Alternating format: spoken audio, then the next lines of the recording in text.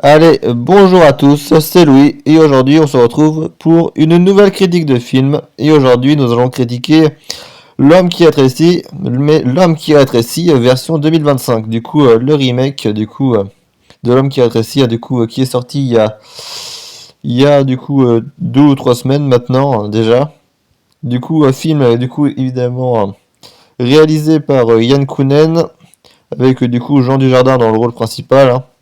Alors, je l'avais dit quand j'avais fait la critique du film original, hein. Le film original que j'ai critiqué il y a 2 ou 3 mois maintenant, j'avais dit que je regarderais le remake de L'homme qui rétrécit, pour un peu comparer ce film avec l'original, est-ce qu'il est mieux ou est-ce qu'il est moins bien. Et bien, c'est ce que nous allons voir tout de suite. L'histoire, eh bien, je vais pas trop raconter l'histoire, puisque en gros, c'est un peu la même que celle du film original. On suit un homme, qui s'appelle Paul.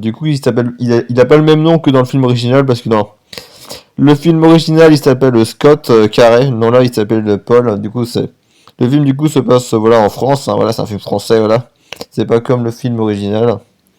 Du coup, euh, dans ce film, Paul, il est pas homme d'affaires comme dans l'homme d'original. Il travaille sur un chantier naval, voilà, en construction de bateaux, voilà.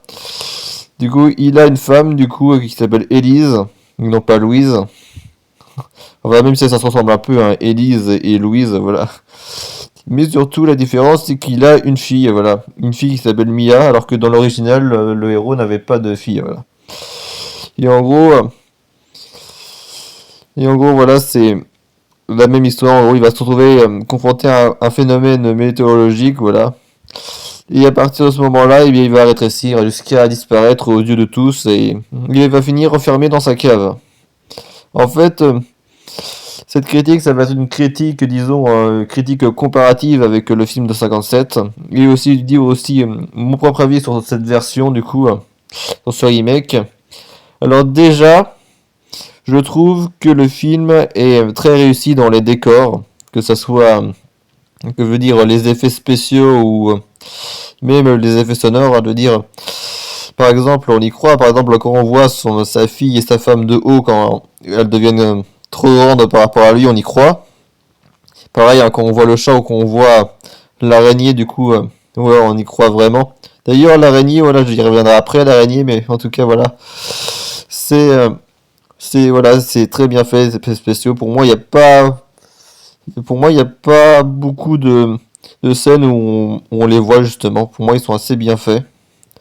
Alors, ce que j'aime dans cette version, c'est qu'en fait, contrairement au film de 57, en fait, la cause du rétrécissement est plus mystérieuse parce que dans le film de 57, voilà, on le voit, c'est un nuage, voilà, un petit peu mystérieux, radioactif, voilà, un nuage qui cause le rétrécissement, alors que là, c'est une espèce, voilà, de cercle dans le ciel, voilà, on sait pas trop ce que c'est, voilà. C'est même pas une tornade, non, c'est juste une espèce de cercle, genre un cercle divin ou un truc comme ça, qui cause son état. Alors, voilà. Maintenant, on va parler de la première partie du film. Forcément, parce que comme l'original, ce film est en 2 parties. La première partie où on le voit un peu dans sa vie de famille et tout, et la deuxième partie où il est dans la cave. Alors, la première partie, sa vie de famille, voilà, je l'ai trouvée assez intéressante, même si j'ai lu des critiques sur le film, ils disaient voilà que le film était loin de démarrer. Moi, je trouve pas. Je trouve ça bien de développer les personnages, voilà, de développer les relations qu'il a avec sa femme et sa fille. La fille qui d'ailleurs, qui est inédite, par rapport à l'original. Sa fille, voilà, qui vraiment adore son père, voilà, qui passe vraiment beaucoup de temps avec lui. Et il y a le personnage de la femme, voilà, qui est plus en retrait, mais qui, voilà, aime son mari. D'ailleurs, il y a une scène où il y a un rapport sexuel carrément, hein, où ils font l'amour. Je crois qu'il n'y avait pas ça dans le film de 57. Bon, voilà, on voit qu'il est proche de sa famille. Après, il va y avoir, quand il va commencer à rétrécir, alors c'est comme pour le film de 57, le premier soupçon qu'il va avoir, c'est sa chemise. Sa chemise qui va devenir trop grande. Il y a un moment où il va, comme dans le film de 57, il va perdre son alliance. Et sauf que par rapport au film de 57, il perdait son alliance devant sa femme, alors que là, il la perd dans la douche. Du coup, là, c'est un petit peu moins symbolique, parce que dans le film de 57, voilà, il la perdait du coup devant sa femme. Hein. Du coup, voilà, c'était plus symbolique, où tu perds ton alliance devant ta femme, du coup, ça veut dire, voilà. Alors que là, non, il la perd juste dans la douche, comme ça. Et, et en fait, il va déjà consulter son médecin qui consulte, voilà, son médecin, voilà, général, et en gros, il va lui dire qu'il n'y a pas de problème, malgré. Et en fait, le vrai moment où il va commencer à paniquer, c'est quand du coup il va. C'est juste après qu'il perd son alliance. Quand il va. Quand il va du coup sortir de la douche, il va. Genre, il va aller voir sa femme. Et en gros, sa femme va s'apercevoir qu'elle est devenue plus grande que lui en fait. Et c'est à partir de ce moment-là qu'ils vont aller à l'hôpital. Et contrairement au film original, en fait. C'était pareil que dans le film original où il passe beaucoup plus de tests et tout ça, voilà. Et ben là, en fait, il s'enfuit au bout d'un moment, il en a marre, en fait, et il s'enfuit. Alors que dans le film original, il s'enfuit pas, hein, il fait les choses. Il fait les tests jusqu'au bout, il y a même un traitement qu'il fait pour lui, alors que là, non, il n'y a pas de traitement, il y a... Non, en fait, il décide de s'enfuir parce qu'il veut pas... Voilà. C'est pas dit si le personnage n'aime pas trop les hôpitaux, mais en tout cas, voilà, il s'enfuit. Et après, forcément, Tu as une scène, du coup, c'est une espèce de plan où, en fait... Quand Paul est assis sur le canapé, il est plus petit que sa femme, mais il a encore la taille d'un adulte en fait.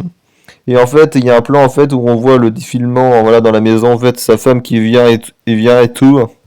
Et quand ce plan est fini, en fait, Paul ne fait plus que 30 cm, ça veut dire qu'il est devenu encore plus petit que sa fille. Et le plan de juste après, c'est alors ça reprend un peu le film original, mais d'une autre façon, c'est qu'en fait, sa femme en fait va décider de vendre la maison. Parce qu'en fait, dans le film original, en fait, il se retrouvait ruiné parce qu'il perdait son travail. Bah, là aussi, il perd son travail. Mais pas dans le sens où c'est essentiel. Là, il décide de plus y aller.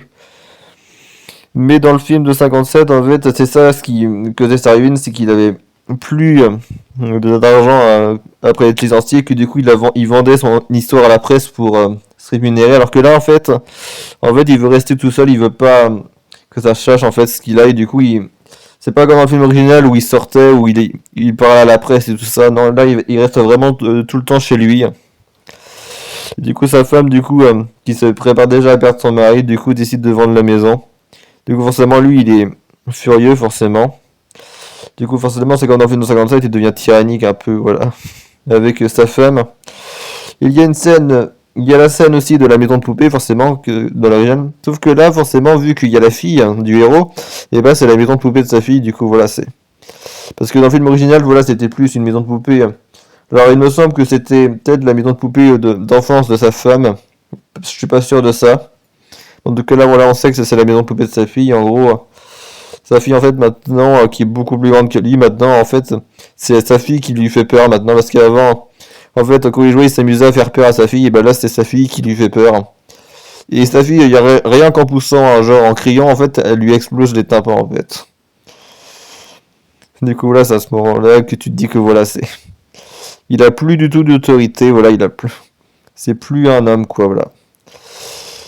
Et du coup, le moment où il tombe dans la cave, comme dans le film 57, c'est quand il se fait attaquer par le chat. Du coup, le chat, contrairement au film original, il y a la femme, du coup, Elise, en fait, qui met le chat à l'extérieur, en fait. Parce que dans le film original, le chat, je crois, il restait dans la maison normale, quoi. Alors que là, il est mis à l'extérieur. Mais le problème, c'est qu'à un moment, le chat, il arrive, du coup, à passer, il arrive à entrer dans la maison, et du coup, il attaque Paul. Et du coup, suite à leur combat, il est enfermé dans la cave. Et du coup, c'est là que commence la deuxième partie du film. Du coup, faut savoir aussi que comme Paul est devenu trop petit, en fait, il ne peut plus grimper sur les marches de l'escalier. En fait, il est devenu plus petit qu'une marche d'escalier. Mais quand je dis plus petit qu'une marche d'escalier, ça veut dire que la marche fait 2 fois sa taille. Ça veut dire il peut pas sauter monter, et grimper dessus. En fait, non, il est trop petit même pour monter dessus, en fait. Et comme il est devenu aussi très petit, en fait, bah, sa femme et sa fille bien ne l'entendent plus, en fait. Voilà, voilà même en criant, en fait, plus personne ne l'entend. Du coup, là, il se retrouve bloqué tout seul dans la cave. Et contrairement au film de 57, alors il y a quelqu'un qui vient dans la cave, mais c'est pas pour les mêmes raisons. Parce que dans ce film-là, ils ont rajouté un poisson rouge, voilà, on savoir pourquoi. Ils ont rajouté un poisson rouge et en fait, il y a une scène avec le poisson rouge où là, à un moment, il va tomber dans l'aquarium et du coup, voilà, il va s'amuser à nager avec le poisson rouge. Et du coup, la personne qui va venir dans la cave, c'est la personne du coup qui va pour chercher le poisson rouge parce que du coup, forcément, suite à la disparition de Paul, sa femme et sa fille ils vont partir dans la maison, comme dans le film de 57 hein, où la femme partait après.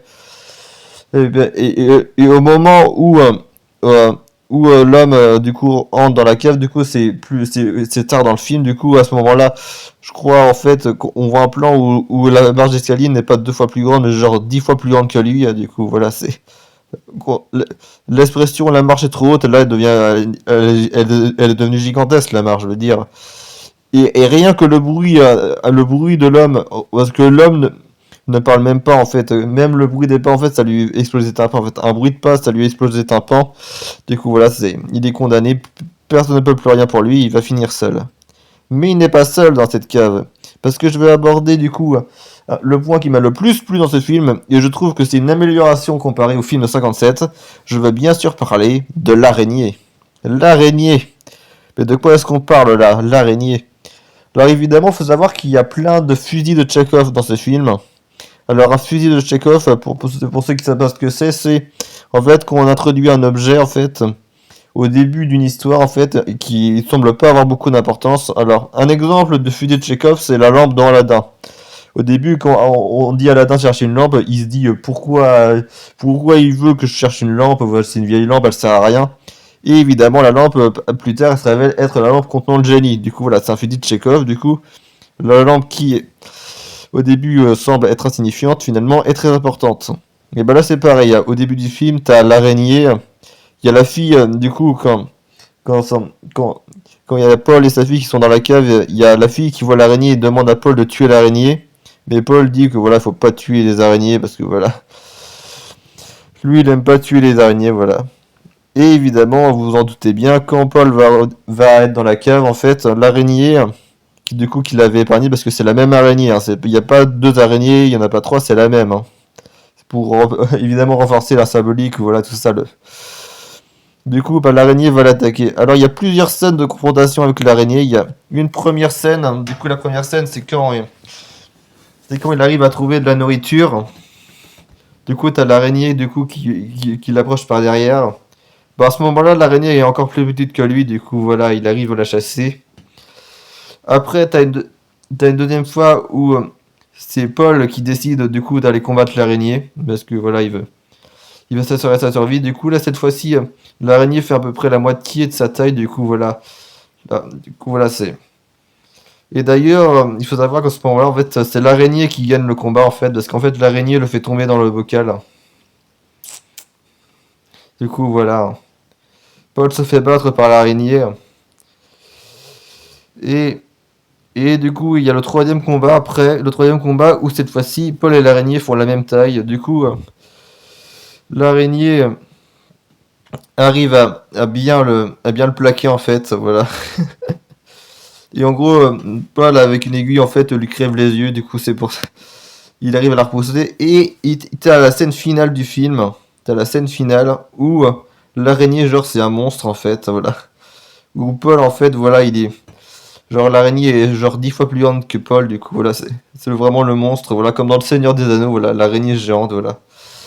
Et ça m'a bien fait flipper, j'avoue. Hein. Une petite pensée pour les gens arachnophobes, n'allez pas voir ce film. Si vous êtes arachnophobe, attention. Hein. Ces scènes-là sont très terrifiantes. Hein. Enfin bref, voilà. Sinon, voilà, dans la cave, on suit du coup le parcours de Paul, hein, comment il se nourrit, comment, voilà, il se nourrit du coup avec un morceau de fromage qu'il récupère et il prend. Voilà, il se construit une maison avec un carton, voilà, tout ça. Enfin bref, je vais pas beaucoup parler du scénario du film parce que voilà, c'est quasiment la même chose que celui de 57. D'ailleurs, la fin du film, voilà, est à peu près comme celle du film de 57. À la seule différence que cette fois-ci, bah, il ne tue pas l'araignée en fait. Voilà. Parce que l'araignée est devenue tellement grande qu'en fait, bah, voilà, il a plus aucune chance, voilà, de la tuer. Du coup, là, il s'enfuit. Et d'ailleurs, c'est l'araignée qui l'épargne. Du coup, au début du film, il avait épargné l'araignée. Bah là, à la fin, c'est l'araignée qui l'épargne. Du coup, voilà, encore une fois, il y a le parallèle. En tout cas, voilà un film, voilà, très bon remake, voilà, très philosophique, voilà, film de survie comme j'aime bien, comme Seul le monde, voilà, que je vous conseille d'aller voir. Pour moi, il est au même niveau que le film original. Enfin bref, vous allez passer un bon moment devant, j'en suis sûr. Si, il y a quelques points que j'aurais des choses à dire, c'est à propos du coup de la femme et de la fille, du coup qu'on voit qu'au début, qu'on ne revoit pas à la fin. Alors il y a des moments où on entend des conversations à l'extérieur de la cave entre la femme et la fille, mais après on les revoit pas, c'est un peu dommage, j'aurais aimé qu'elles aient un peu plus de présence à l'écran. Enfin évidemment voilà, c'est un film qui du coup qui se concentre sur le personnage principal, mais j'aurais quand même aimé avoir un peu plus voilà, de lien avec la fille et la femme, surtout au moment où il est petit en fait, parce que quand il devient petit, en fait, les seules scènes qu'on a avec sa femme et sa fille, c'est quand il est dans la maison de poupée et quand il se dispute avec sa femme. Du coup, là, j'aurais aimé quand même avoir un peu plus de scènes. Et il y a aussi une autre scène, du coup, où il va, euh, où, au gros, il va près du lit de sa femme et sa femme le prend dans sa main, voilà. Mais malheureusement, ça va pas jusqu'au bout, du coup, voilà. J'aurais aimé quand même un peu plus de scènes, du coup, avec lui petit, avec sa femme et sa fille. Aussi, du coup, j'ai parlé de l'araignée, mais j'ai pas parlé du chat. Du coup, le chat, là, qui est beaucoup plus en retrait comparé au film de 57. Du coup, le chat, voilà, il a pas beaucoup d'importance. Du coup, là, vraiment, la seule partie où il a de l'importance, c'est quand, voilà, avec son combat contre Paul, qui d'ailleurs est beaucoup plus court. Du coup, la scène dure même pas 30 secondes, voilà. Le combat contre le chat, voilà, beaucoup plus court. Du coup, là, le chat a beaucoup moins d'importance. Et pourtant, le chat, ils l'ont mis sur l'une des affiches du film. Du coup, je comprends pas trop pourquoi. Parce que là, il est vachement plus en retrait, là. Bon, ils ont pas mis l'araignée pour des raisons évidentes, je pense, hein, voilà. Sinon, tous les gens arachnophones n'iraient pas voir le film, mais bon. Quand même, pour moi, c'était plus l'araignée qui est vraiment la star du film, avec Jean Dujardin plutôt que le chat. Jean Dujardin, d'ailleurs, qui est excellent dans ce film, hein, on ressent, voilà, il s'implique à fond, voilà, on ressent, voilà, la détresse du personnage, hein, voilà, la peur, tout ça, voilà. Voilà, c'est comme voilà, Chuck Noland dans Seul le monde, hein, voilà, un homme voilà qui perd tout, voilà, qui doit survivre, voilà, avec ses propres moyens. En tout cas, voilà, c'est un très bon film, voilà, pour se poser des questions en fait, et savoir apprécier ce qu'on a, voilà. Parce que c'est ça le problème en fait, voilà, c'est ça notre problème à nous les humains, c'est que on sait jamais se contenter de ce qu'on a, voilà, on veut toujours avoir plus en fait. Et c'est quand justement on perd tout qu'on dit j'aurais dû profiter de ce que j'avais. Voilà, c'est exactement ce qui arrive à Paul parce que même avant de rétrécir, même début du film, c'est déjà un homme voilà qui se pose des questions sur la vie et tout. C'est pas comme dans le film du coup original où c'était un homme accompli voilà et tout ça. Non là c'est un homme qui a déjà des problèmes. Et je trouvais ça intéressant justement que ça soit pas justement un homme voilà parfait voilà. Sinon, voilà, à part ça, voilà, c'est vraiment un très bon remake, voilà, très bon film, j'ai passé un très bon moment, du coup, je vous le conseille, encore une fois, je vous le conseille encore. Ouais, voilà, je pense que j'ai fait à peu près le tour, voilà. Du coup, voilà, si vous l'avez pas vu, allez le voir. Allez, c'était Louis, bye à tous.